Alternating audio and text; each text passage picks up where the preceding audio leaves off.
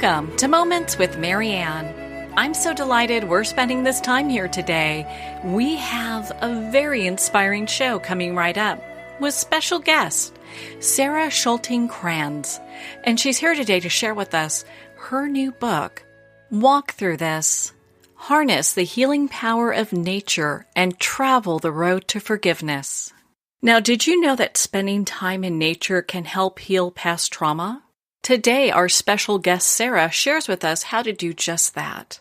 Now, many of you know Sara. She's a lover of the wild, a trauma survivor, professional life and leadership coach, motivational speaker, and certified wilderness guide. She specializes in helping those who have suffered hardship or trauma to find forgiveness and strength in their lives. Through her one-on-one coaching and guided wilderness retreats in locations such as the Grand Canyon and Pacific Rim, Sara helps those recover from trauma. A documentary of Sara's healing journey in nature is currently in production with the expected release date of fall 2021. So let's welcome to the show, Sara Schulting Kranz. Thank you for having me on. I'm honored. It's such an honor to have you here. My goodness, Sara. I mean, what a compelling book. Once I picked it up, I could not put it down. I read it cover to cover. There are times where I was crying, times where, I just want to throw it against the wall. But, in the end, it's such an empowering book. And I think that's why people are resonating with it the way that they are and connecting with you. I'm sure you hear this all the time where they're saying, hey, I understand this because part of my journey is your journey as well. Thank you. Yeah, I'm only laughing because my own father even said that. He was like, this is a really deep book, Sara. I said, well, I've been through a lot and I think it's worthy of sharing those deep thoughts and the deepness that, how we can go really deep within ourselves. So yeah. Well, why did you decide now was the time to write this book? That is such a good question. Thank you. So, I had the realization that this book was going to come into fruition after a first trauma that I experienced at the age of 17, which I write about in the intro. I dive right in. And at the age of 18, when I was feeling like I wasn't heard, I wasn't believed, I wasn't understood, I had so many decisions that were and choices that were made, not in my best interest in life. And it was when I was driving home from college one day, I was a new mom, and I had this hit from above that you could call it God, you can call it whatever you want, but it was keep going. Your story will be known someday and you will write a book. And so when it was brought up, I've lived through many, many traumas in my life, and was brought up of publishing this book. Came out last week, a week after the elections. And when they said, does this time work for you? And I said, you know what, there's no better time. I did not know that we would be going through COVID and that I would be writing it through COVID. But it really gave me the opportunity to fully express my voice, my thoughts, and how to heal in nature and how to forgive, because I felt like there's no better time than right now in this world. No better time. Well, if there's anyone that can share about forgiveness, it's definitely you. Because you've been through the ringer on quite a few things. And why don't you share a little bit about your story for our listeners? Yeah. So I was 17 years old, living in a small village in the Midwest in Wisconsin when I was raped by somebody that I knew. I ended up becoming pregnant as a result, and I went to the police, and the police refused to press charges, even though I had to get a restraining order on this gentleman. I still call him a gentleman. Isn't that interesting?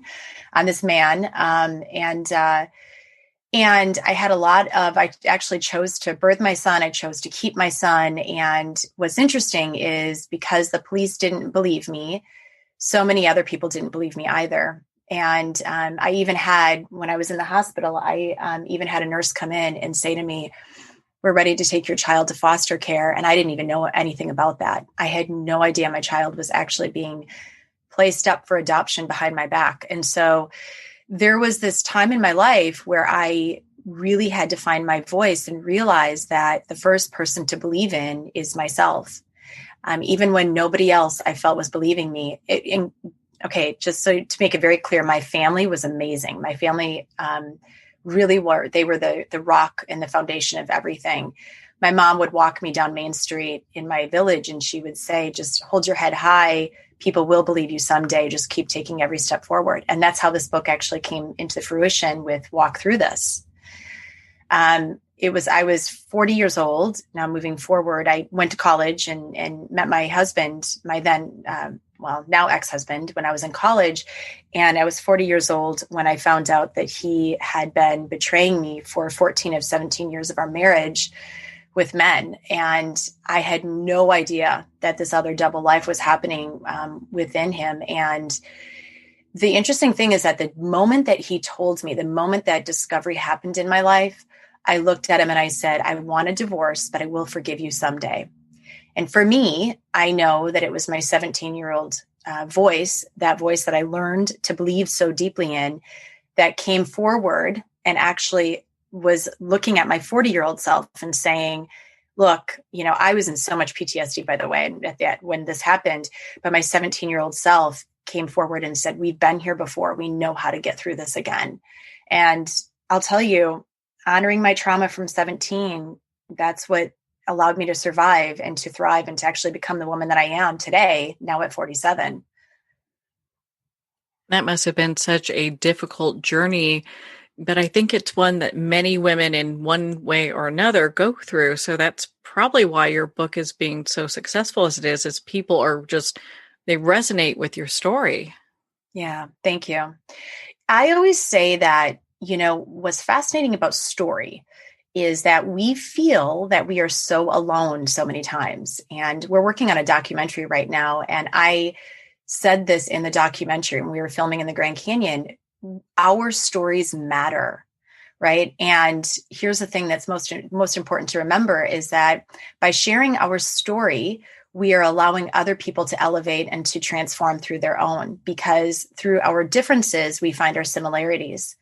And when we sit there and think, I'm on an island alone and nobody is hearing me and seeing me, and I'm feeling like I'm the only person going through this, through sharing, we realize that we're not. And we become so much more deeply connected through story and through our experiences that we've had in life. So what really helped you get through these difficult, sections in your life and be able to walk the path of forgiveness? What helped me was truly giving myself the opportunity to understand myself more deeply. So I write my book, and it's interesting because I know a lot of books, when you're talking about forgiveness, the entire book is about forgiveness. Mine's not. Mine is, there's an introduction, a preface, and then there's step 1 through step 6, which is deepening your understanding and literally really worthiness of self. Like when we've been through these difficult experiences, we need to understand what got us there, but to dive more deeply into who we are as men and women as well. And then step 7 is all about forgiveness, because you can't mindset forgiveness. You can't mindset life, right? To heal anything, we have to feel everything. And so in steps 1 through 6, which is everything from intention setting to asking, who am I? Who am I outside of this pain? Who am I outside of my experiences? Who am I outside of my marriage? And, learning how to set boundaries for ourselves and deepening that understanding of what are my values. It's so important. And so all of that work that I wrote in steps 1 through 6 is what allowed me to get into forgiveness, to step into that final stage of forgiveness. Because here's the thing, underlying forgiveness always brings us back to love, period. Right. And ultimately, that's what we want to get back to. Did you ever come to a place where you confronted the different people that hurt you throughout your life? Oh gosh, many times. I actually made a list.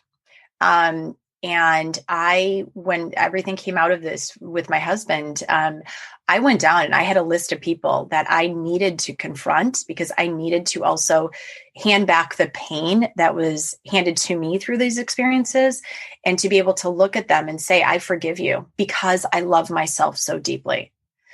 I straight down the line, one after the other, after the other, after the other. And it was one of the most powerful things I ever did, quite frankly. I've never been able to face the guy who raped me face to face. However, if he was sitting right here, I would 1,000% be able to do the exact same thing.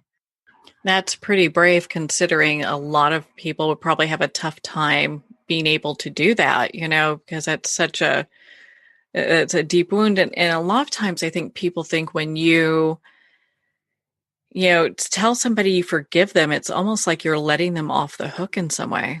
I've heard that so many times. And see, that this is the difference, is that I actually look at forgiveness as keeping them held accountable more than anything, because forgiveness, I know in the dictionary, it says to forgive and forget, which is, this is why we need to change the definition in the dictionary, because words matter. In my definition of forgiveness, it's not about that at all. It's about handing back the pain that they've handed to you through this experience. And it's not about condoning the action, pardoning the action. It's not saying what they did is okay. It's actually allowing yourself to step into the freedom and peace that they had actually held you confined in this space, right, of hurt and pain. And I don't want to live there. I don't at all think that anything that has happened in my life is okay. My ex-husband and I still go through this every day, where I wake up and I choose to forgive. It's a practice. It's not one and done. And he knows that. He knows he is held accountable for what he did, because ultimately allowing himself to be held accountable, right? Allowing himself to also be held accountable gives himself the opportunity to then go and create better change in the world as well through his own learnings. Did it take you a long time to work through the anger of what these different people did? Yeah, it took me, it did. It did take me a little bit. I didn't work through my anger or process my anger inside, though. This is why I think that nature is so important, because what I would do is I would take my stand-up paddleboard. I'd go out onto the ocean. I would paddle with whales and dolphins. I would go for a walk and watch the butterflies, or just lay on the grass and watch the clouds overhead. When we are trying to process our anger in four walls, we literally start to ruminate within our own head, almost as if our head becomes the four walls. And so by allowing myself to go out into nature, I connected with something so much deeper and larger, so much bigger than my own pain, than my own anger, than my own, sadness. And through movement, we also somatically heal. So by allowing myself to sit in awe, to be able to walk, to be able to just be with myself, to be with nature, that's how I actually processed what I call the toxic emotions, right? They're helpful. We need to feel the anger and the sadness and all of the things in order to step into ultimate joy and freedom. However, we don't want to stay there, because when we stay there, that's also when we start to have disease happen and all of the things that, can manifest within our own body. So I know in your book, you start off with, kind of set your intention and surrender. Why did you start there? So I actually started with that childlike sense as well. So, setting an intention is so important, because when we are setting an intention for something, it's actually putting it into action, right? It gives us the reason that we are there. So every time that I would go into nature, when I was in my recovery, I would set an intention for, okay, today I'm working on the anger. I'm processing the anger of this person who had handed it to me. Today I am, choosing to really feel the sadness of where I'm at right now.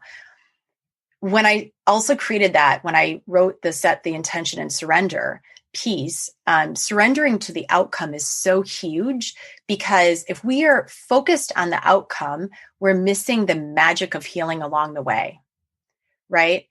The reason, though, that I also started with gathering that childlike sense within us is because within that step one is because allowing ourselves to also, as a child, we're so much more open to magic. We're so much more open to really exploring, and we're not afraid of failure. We're not afraid of crying. We're not afraid of laughing.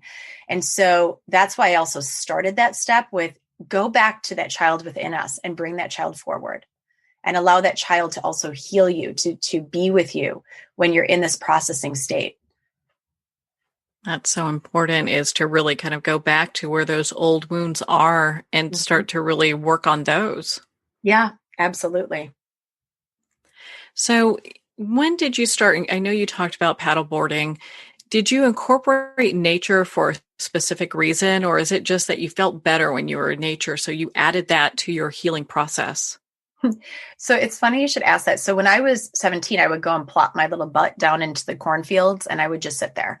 Or I would walk along the creek, or I would, watch a spider weave a web. I was also an art major. And so I would focus on nature when I was in my drawing classes. And I didn't realize what I was doing back then was setting myself up for where I was going to be at 40. And so at 40, I just automatically had this realization of, okay, I'm not liking this being inside. And so I went back to what I knew, which was going outdoors. So I started paddling a couple of years before all of this happened. Allowing myself, though, to go outside is what allowed myself to find the clarity. So it wasn't intentional. No, I mean, it was just what I knew. What I also didn't realize until I started doing the research, when people were asking me, why is your recovery so fast?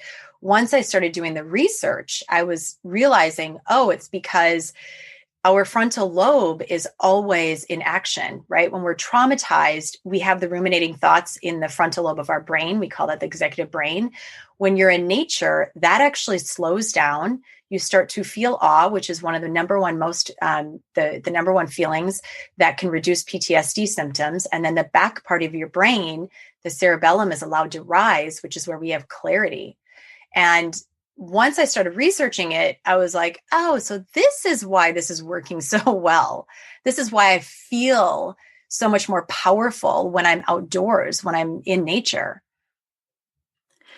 I know you mentioned this earlier, but you talked about getting to a place where you just really didn't recognize yourself and you kind of asked, like, who am I? I think a lot of women ask that during different parts of their lifetime. And it's a tough question for, I think, a lot of people to answer. How did you get to this place where it was a little bit easier for you to answer that, or where you have the confidence where you're like, hey, this is who I am? What I did was I didn't fight it. Really, truly, I didn't fight it. I didn't search for the answers. I allowed them to evolve. And there were many times where I sat there wondering, who am I outside of this pain? Who am I outside of my marriage? Who am I outside of a mom? Who am I outside of a daughter, a sister, a friend? And when you're kind of forced, quite frankly, I was forced to look at all of these parts of me. I simply didn't fight it. I really went back to the core of who I am and started to evaluate, what are my values? What are the things that are the building blocks of me as a woman? And how can I build off of that, this new foundation that I'm now a different mom today than I was when I was married. And it gave me an opportunity to really explore, which to me is one of the most beautiful things you can do within yourself. Did you find that there is a portion of this work that you did that really kind of dove into that self-worth thing? It seems like a lot of us women have Oh, this issue where we come to self-worth and it's like not good enough, not pretty enough, not whatever the thing is, you know?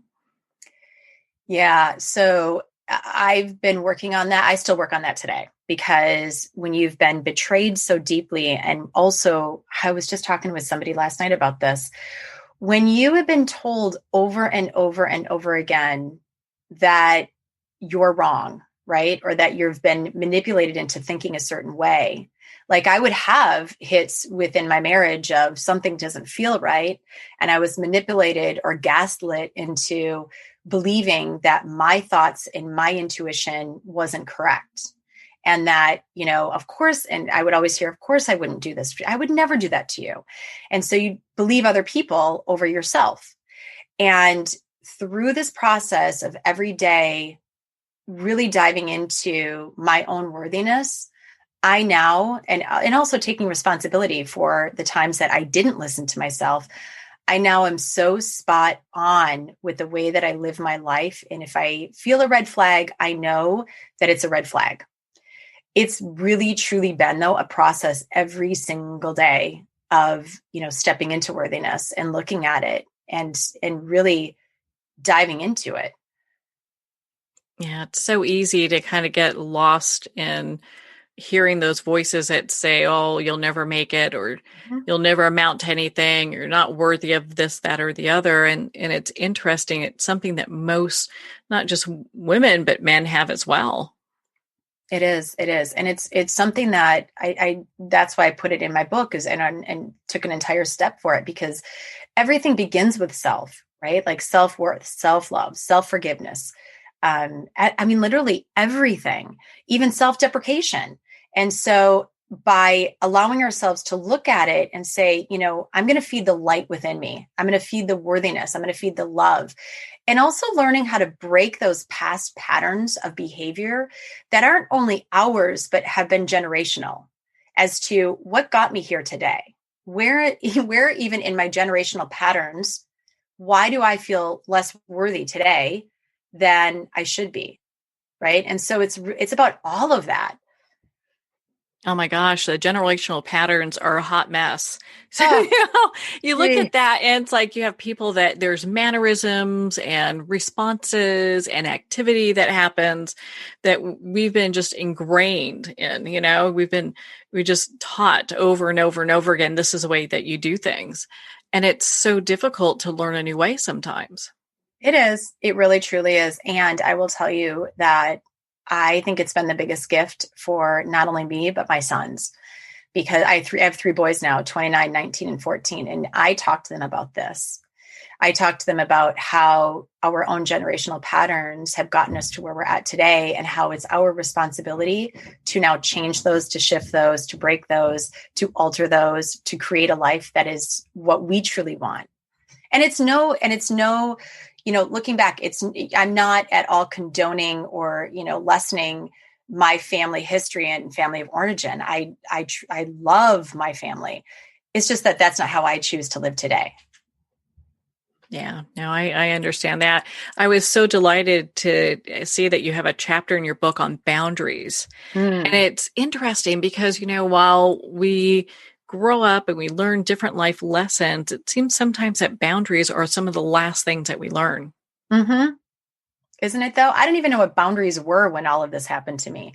I literally remember sitting in one of the support groups that I was in, and they were talking about boundaries. And I went, well, what's a boundary? I've never even heard this term.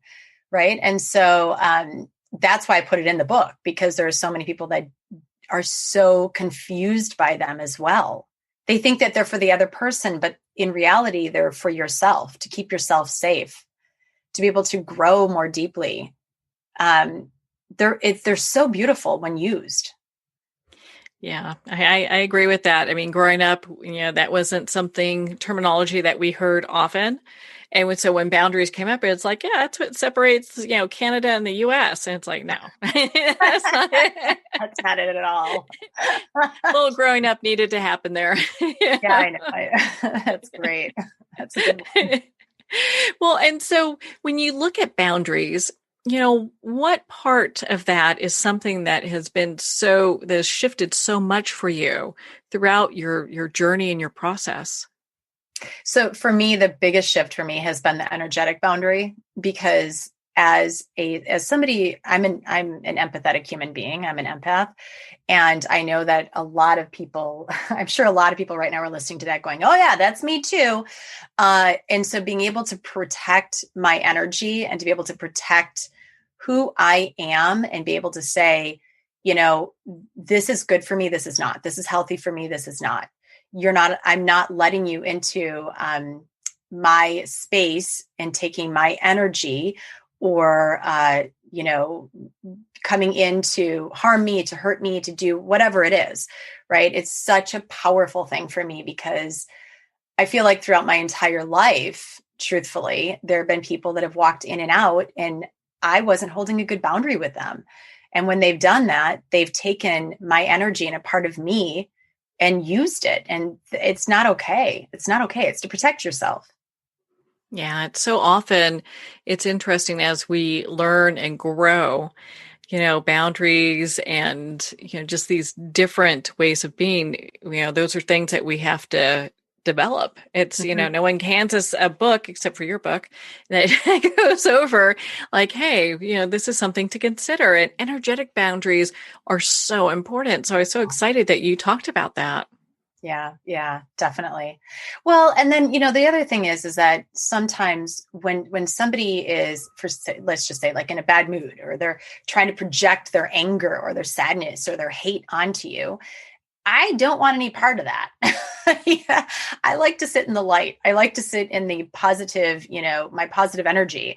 And so by allowing myself to protect myself with that, to protect myself from those people that project things, it's only going to strengthen my own happiness and my own joy.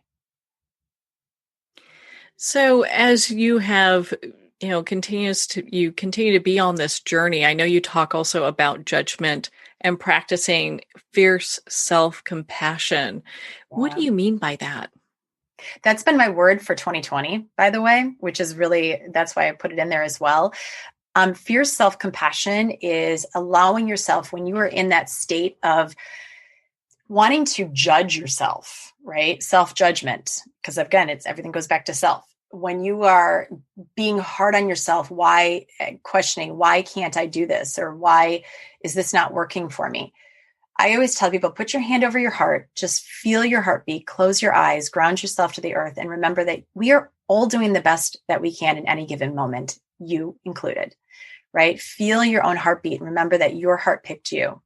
And so going back to that space of fierce self-compassion will bring you back to that space of fierce self-love and worthiness.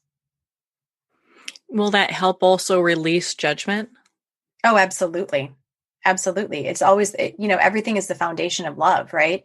And so forgiveness and self-compassion and worthiness, and it's always love. And so allowing yourself to remember, be compassionate to yourself, allow yourself to sit there. And when you're sitting in that space, the self-judgment, you're not giving power to it. So who do you feel your book would help? That is a good question. We are in a very traumatized state right now in this world. And so I wrote this book to literally help everybody. I mean, and that sounds really kind of out there, and it's true. I think that this book, even it's funny because I've had people who have said to me since they've opened it, okay, wasn't expecting to go into myself like this, and also know that it's what I need right now, because we are at a state right now in this world where, we have an opportunity to dive more deeply into who we are and to take this time to be with who we are and to shift where we're at in this lifetime. And so this book I wrote for anyone that is ready to do that, for anyone that wants to go more deeply into themselves and look at all of their past, present, and also where they want to go in the future. So what advice do you have for just someone who has gone through a really difficult betrayal or kind of heartache? What would you give for them as advice? Well, number one, you're not alone. That's the number one most important thing. And the other thing is just remember to take every step forward. It doesn't matter how big the step is. Like every step forward is a step to that next place in your life, and to believe in you. The number one most important relationship that we can have in this world is within ourselves. And that starts with self. So believe in you, believe in your story, believe in your voice, believe in your worthiness, believe in your own power of forgiveness for self. Yeah, my goodness, what a great way to start looking at life if you can actually believe in yourself and believe in forgiveness. My goodness, Sara, we could talk all day. I mean, I felt your book was such a great resource and really covers a lot of things that I think will help so many people. Where can our listeners connect with you and be part of your community? My website is sarashultingkranz.com. You can find me on Instagram at Sara Schulting Kranz, or Facebook, Live Boldly with Sara Schulting Kranz, or my personal is Sara Schulting Kranz on Facebook. We're also working on a documentary called Walk Through This, a story of starting over. And so you can find that walkthroughthis.com. So yeah, and we're on the trail. You can find me on the trail. Stop and say hi. Got a little GPS following you on the trail, right? Listen, I was on a trail for 22 days this summer, and somehow or another people got my GPS. I have no idea how. And when the fires were breaking out in California, I was getting messages from people, and I was like, how did you even get my GPS? How did you do this? I have no idea, but people do. Hey, well, all these good Samaritans looking out for you and making sure that you're staying safe and well. Well, Sara, thank you so much for taking the time to be on the show with us here today. Thank you. And thank you for having me on. It was my pleasure. Well, thank you, Sara. It has been such an honor to spend this time with you and to talk about your new book, Walk Through This.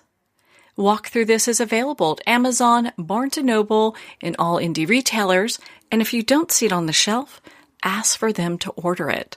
And of course, it's available on Kindle. Again, if you'd like to connect with Sara, you can at sarashultingkranz.com for more information.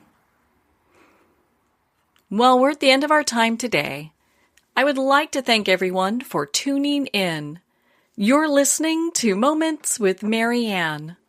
And remember, make every moment count.